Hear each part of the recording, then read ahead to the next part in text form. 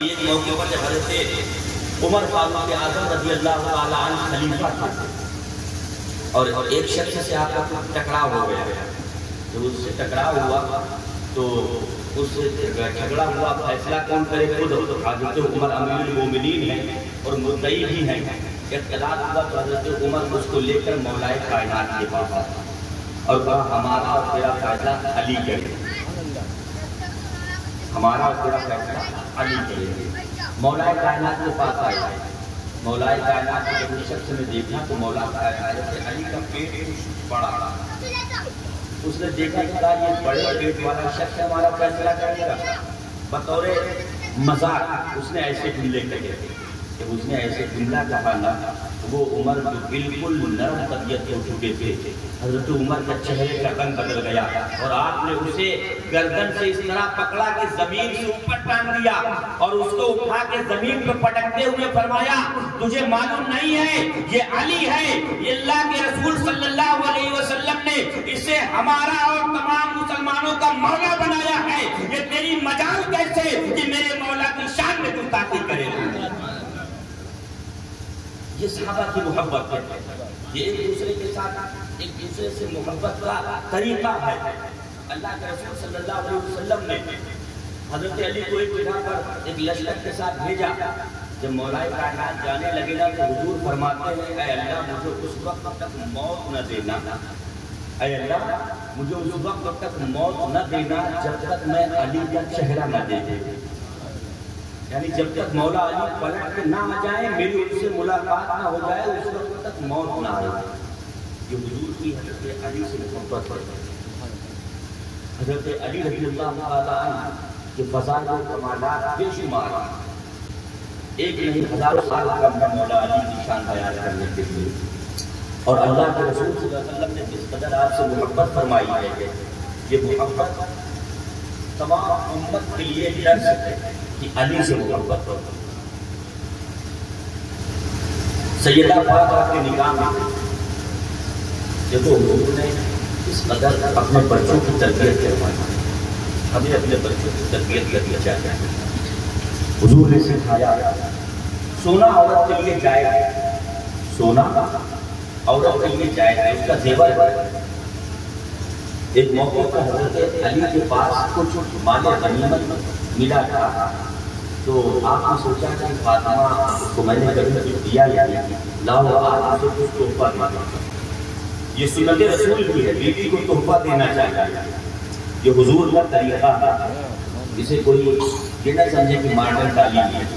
آج لوگ ماڈرن تعلیم کی بات کرتے ہیں، بات یاد آئی، آج لوگ کہتے ہیں عورت کو آج کے زمانے میں آزادی دی، اسلام نے آزادی نہیں دی۔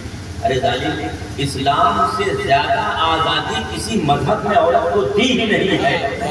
یہ اسلام کی آزادی ہے کہ عورت کو اختیار ہے کہ وہ اپنا شوہر پسند کرے، یہ اسلام کی آزادی ہے، مگر اس طرح بے حیائی سے نہیں کہ پارکوں میں گھومتے ہوئے پسند کرو، ایک طریقہ ہے پسند کرنے کا۔ یہ اسلام کا اختیار ہے کہ اگر عورت اجازت نہیں دیتی ہے تو کسی کی مائی کے لال میں ضرورت نہیں ہے کہ اس کی شادی کرا دے۔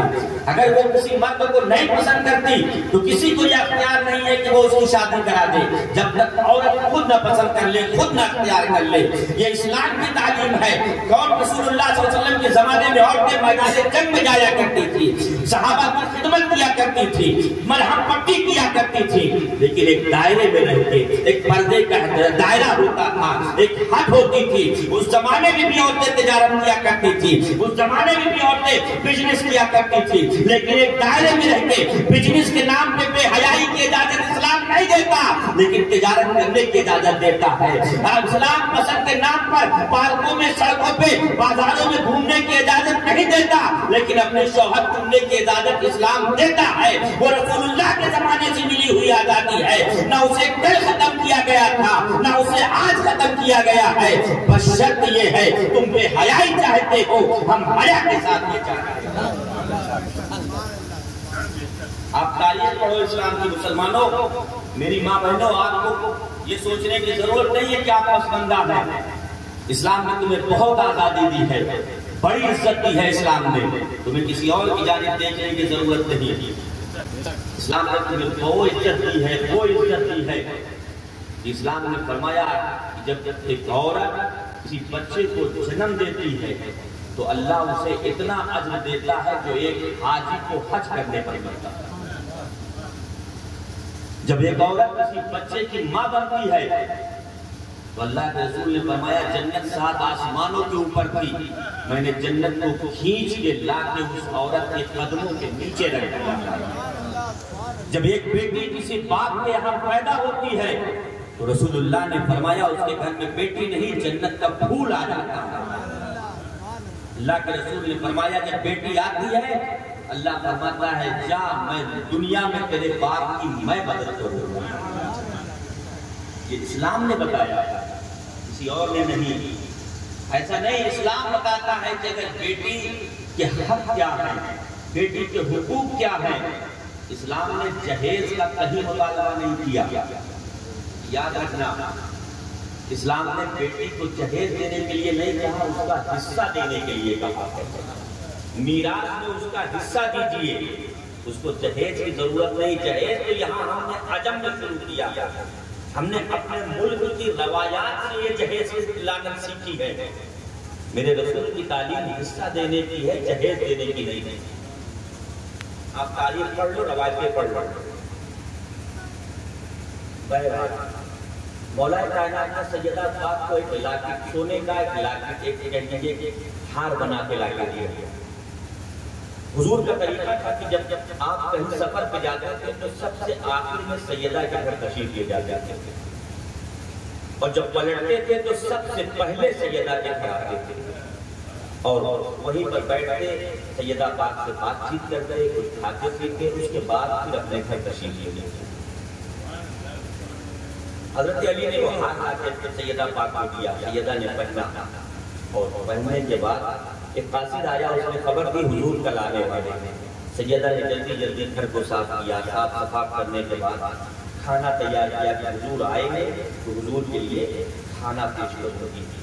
حضور سید عالم صلی اللہ علیہ وسلم جب تشریف لائے، واپس آئے، اور آنے کے بعد جیسے آپ مکان میں داخل ہوئے آپ نے سلام کیا، سیدہ سامنے آئی اور آپ نے جواب دیا۔ حضور کی نظر سیدہ پاک کے گلے پر پڑی، حضور اکرم صلی اللہ علیہ وسلم وہیں سے پلٹ گئے، حضور وہیں سے پلٹ گئے، کچھ نہیں بولے، پلٹ گئے۔ جب حضور چلے گئے تو سیدہ کو بڑا درد ہوا کہ جب حضور آتے تھے تو میری پیشانی کو بوسہ دیتے تھے، حضور آتے تھے تو میں حضور کے دست مبارک کو بوسہ دیتی تھی، میں حضور کو اپنے بستر پہ بٹھاتی تھی، میں